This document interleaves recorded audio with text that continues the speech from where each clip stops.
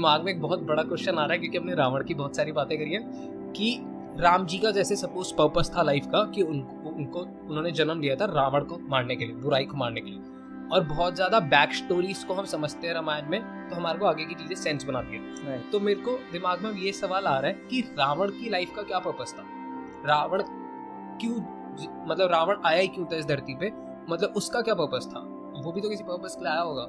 Definitely.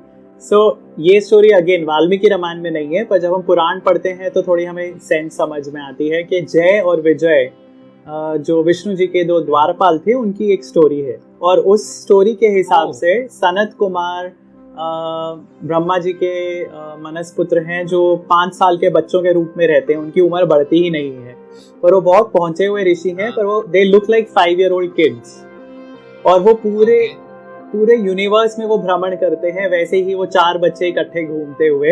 So imagine, I think it's a very cute idea, वो 4 छोटे बच्चे साथ में घूम रहे हैं हाथ पकड़ के, और वो पहुंच जाते हैं वैकुंठ विष्णु जी के दर्शन करने।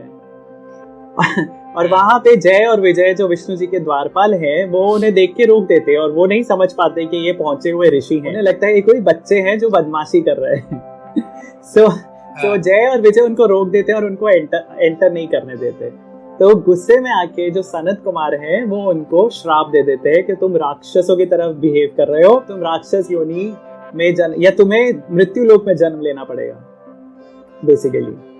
वो उनको श्राप दे देते हैं। फिर उनको समझ में आता है कि मृत्यु लोक इज अर्थ बेसिकली, मॉर्टल वर्ल्ड, क्योंकि देवता और ऋषियों की जो एज है वो बहुत लंबी होती है, they are sort of immortal, they are not completely immortal, पर उनकी उम्र बहुत ज्यादा होती है, हजारों सालों में होती है, तो इसलिए उनको कंपैरेटिवली उनको हम इमॉर्टल मानते हैं। मृत्यु लोक वो है जहाँ पे बहुत शॉर्ट लाइफ स्पैन्स हैं, तो ह्यूमंस जहाँ रहते हैं बेसिकली, तो धरती पृथ्वी लोक, तो वो बोलते हैं तुम्हें मृत्यु लोक में जन्म लेना पड़ेगा। और किसी भी देवता या हायर बीइंग के लिए मृत्यु लोक में जाने से बड़ी पनिशमेंट कोई नहीं होगी, वो क्योंकि उन्हें पता है यहाँ कंडीशंस बहुत बुरी है। तो सो इट इज लाइक, मतलब आप इमेजिन करो सॉर्ट ऑफ कि अगर कोई सबसे ज्यादा डेवलप्ड कंट्री से कोई बंदा अगर थर्ड वर्ल्ड कंट्री में जाके उसको जबरदस्ती डाला जाता है, तो उसकी क्या, वो खुद से तो नहीं जाना चाहेगा ना। अगर उसको एक प्रिजन में डाल दिया है, वहां पे उसको भेज दिया है, जैसे ब्रिटिशर्स काला पानी के लिए अंडमान भेज देते थे, या आई थिंक यूरोप में ऑस्ट्रेलिया में प्रिजनर्स को भेजा जाता था सिविलाइजेशन से दूर वगैरह, तो कोई भी खुशी से तो नहीं जाना चाहेगा।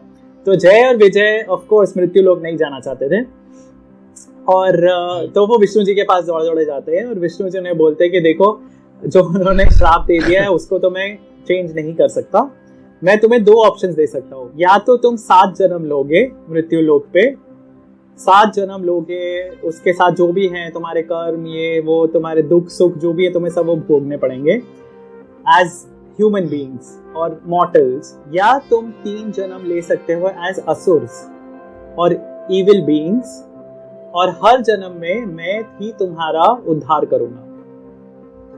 तो तुम्हें बेसिकली 3 जन्मों के बाद you can come back, versus 7 जन्म जिसमें तुम नॉर्मल इंसान रहोगे, तुम विलेंस नहीं होगे।